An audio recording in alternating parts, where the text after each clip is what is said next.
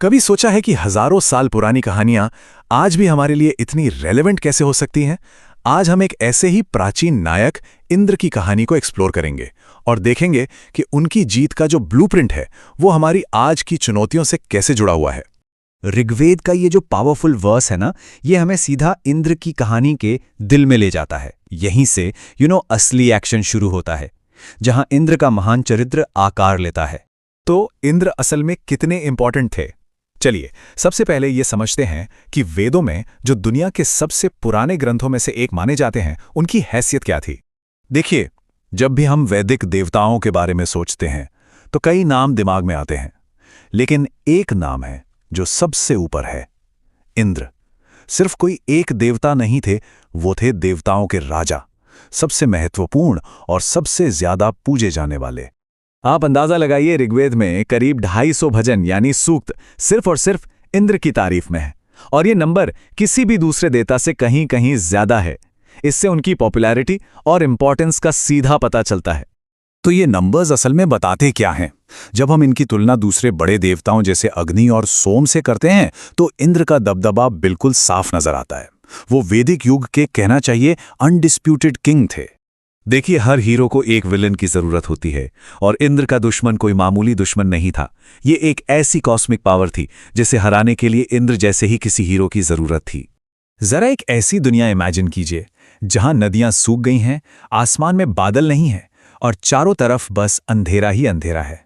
जिंदगी जैसे थम सी गई थी, क्योंकि एक विशाल सर्प ने दुनिया की लाइफ फोर्स को ही कैद कर लिया था।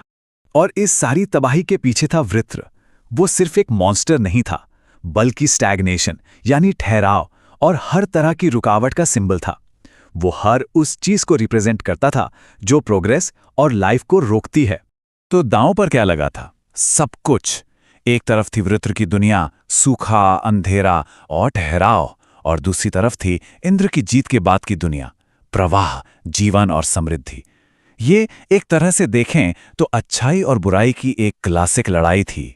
तो दुनिया को बचाने के लिए इंद्र ने आखिर किया क्या? तो अब आता है कहानी का क्लाइमैक्स, इंद्र और वृत्र के बीच की वो जबरदस्त महाकाव्य लड़ाई। इंद्र इस लड़ाई में अकेले नहीं उतरे थे। उनके पास था वज्र, जो डिवाइन फोर्स का सिंबल था। उन्होंने पिया सोम, जिससे उन्हें जबरदस्त इंस्पिरेशन मिली, और उनके साथ था ऐरावत हाथी, जो अनस्टॉपेबल मोमेंटम का प्रतीक था। ये सिर्फ हथियार नहीं, बल्कि उनकी अपनी शक्तियों के सिंबल थे। लड़ाई की स्ट्रेटेजी एकदम क्लियर थी। पहले सोम पीकर शक्ति बढ़ाना, फिर वज्र से हमला करना, और आखिर में वृत्र को हराकर जिंदगी के रुके हुए फ्लो को फिर से चालू करना। सच में एक मास्टर प्लान था।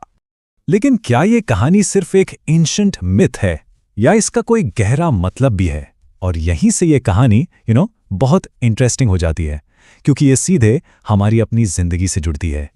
जरा सोचिए, क्या हो अगर असली दुश्मन कोई बाहर का राक्षस नहीं, बल्कि हमारे अंदर ही कहीं छिपा हो? बस ये एक सवाल पूरी कहानी को एक नया मोड़ देता है, इसे एक साइकोलॉजिकल और स्पिरिचुअल जर्नी बना देता है। तो इस नजरिए से देखें तो इंद्र सिर्फ एक देवता नहीं, बल्कि हमारी अपनी इनर कॉन्शियसनेस की पावर है। ये वो शक्ति है जो हमें अपनी लिमिटेशंस को तोड़ने और अज्ञान के अंधेरे पर जीत हासिल करने में मदद करती है। तो हमारी जिंदगी के वृत्र कौन है? वो हैं डर, सेल्फ डाउट, अज्ञान और अहंकार। ये वही अंदर की रुकावटें हैं जो हमें आगे बढ़ने से रोकती हैं, ठीक वैसे ही जैसे वृत्र ने दुनिया को रोक रखा था। तो हम इन अंदर के राक्षसों से लड़ें कैसे? और कमाल की बात यह है कि इसका जवाब भी हमें उन्हीं पुराने ग्रंथों में मिलता है। चलिए देखते हैं कि इंद्र के भजन हमें कैसे एम्पावर कर सकते हैं। इंद्र के लिए गाए जाने वाले भजन सिर्फ लड़ाई के नारे नहीं हैं, उन्हें अब हमारी कॉन्शियसनेस को जगाने वाले पावरफुल मंत्रास के रूप में समझा जाता है, जो हमें मेंटल और स्पिरिचुअल स्ट्रेंथ देते हैं। जैसे ये सिंपल सा मंत्र, ओम इंद्राय नमः, इसका जाप करके हम अपनी इनर स्ट्रेंथ को जगा सकते हैं। ये एक ऐसा पावरफुल टूल है जो हमें हर रुकावट को दूर करने में मदद करता है, चाहे वो अंदर की हो या बाहर की।